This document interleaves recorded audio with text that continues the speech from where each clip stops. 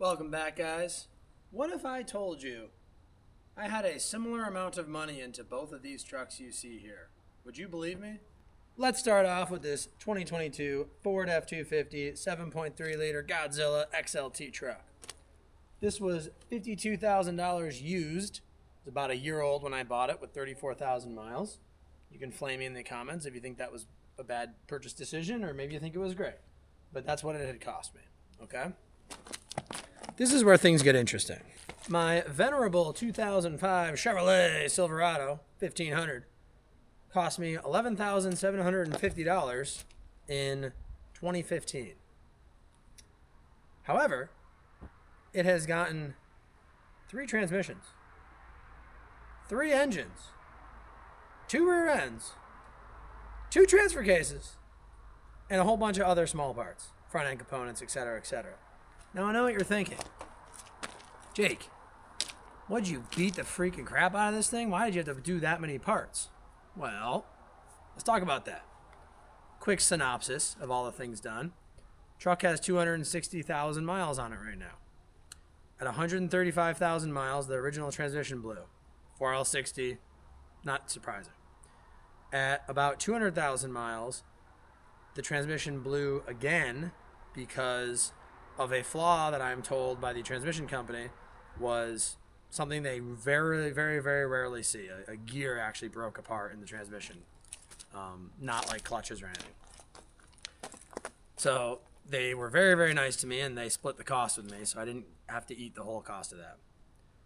The engine cracked a head, which is a known thing on some of these 5.3s, at about 184. I limped it all the way to 220. I got my life out of the motor, but I put an engine in it. That replacement engine, as you can see in the video here, had to get warrantied because the engine was faulty. Can't make this stuff up, guys. So 35,000 miles into that engine's life, we yanked her out of the truck a few months ago and put this new engine in. Luckily, they did honor the warranty, so I didn't pay for that. However, if you count all of the money, the actual cash dollars I put into this truck, it adds up to about $30,000. But if you then tacked on a reasonable labor rate, considering I did almost all the labor for all these things, minus the transmissions, but everything else I did, and the rear end rebuild,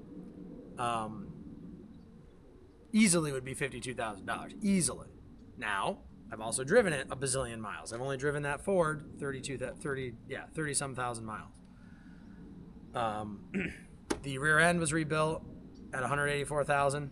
It broke when I was out of state. Took it to a shop. They rebuilt it. That actually wasn't a big deal. It was like $1,000, which is probably more than it should have been, but whatever. The transfer case was kind of my fault, to be honest.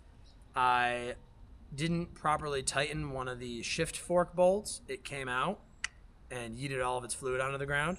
Completely burned up that case. Oops. That was all in an effort to put the pump rub kit in. You can look that up if you know what that is. But I'll own that one, so that is what it is, but it still costs nonetheless. And in 2020, I actually went ahead and I painted most of the truck. The paint had gotten really worn out from all the years, and the previous owner had gotten some accident repair done sketchily, so I had to fix some of that kind of stuff. The truck, as a result, has one new extended cab door, a new gas cab, and a new tailgate as well, just from a little bit of rot, but a lot of it was from that accident. They had bondoed stuff and the panels were all bent up. I was a young guy when I bought this and I just didn't notice that kind of thing. It was also the middle of winter when I bought it, so it was a little bit harder to see some of this stuff.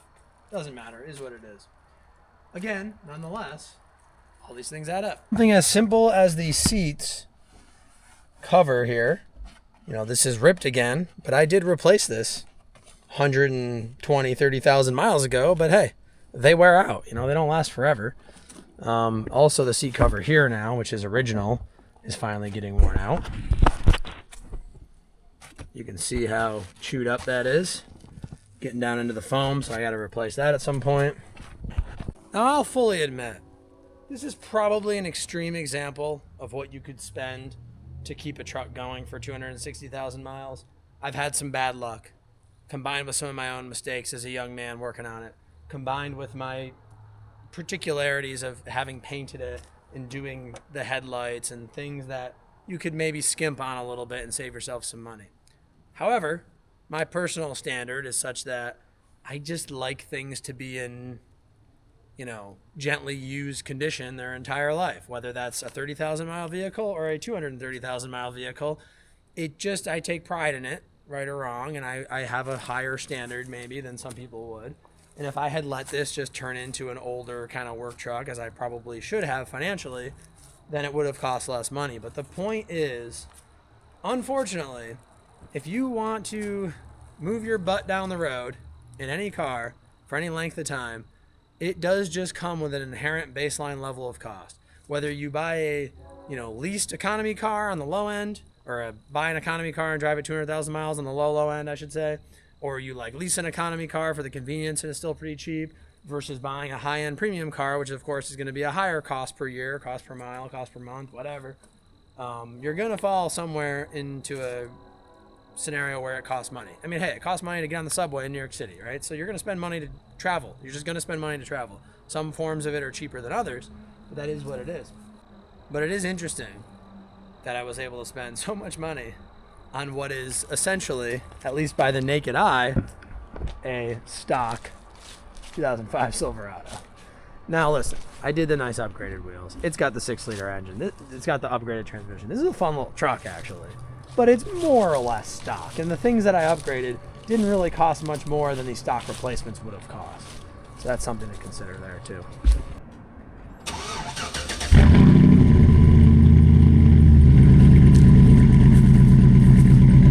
But at the end of the day, when you crank up that old Chevrolet, it kind of just makes it all worth it. Love the sound of that shorty header, Flowmaster Super 10 exhaust, duals out the back. You gotta love it. So anyways, guys, as always, thanks for watching. God bless America. Woo. And I'll see you on the next one. Goodbye.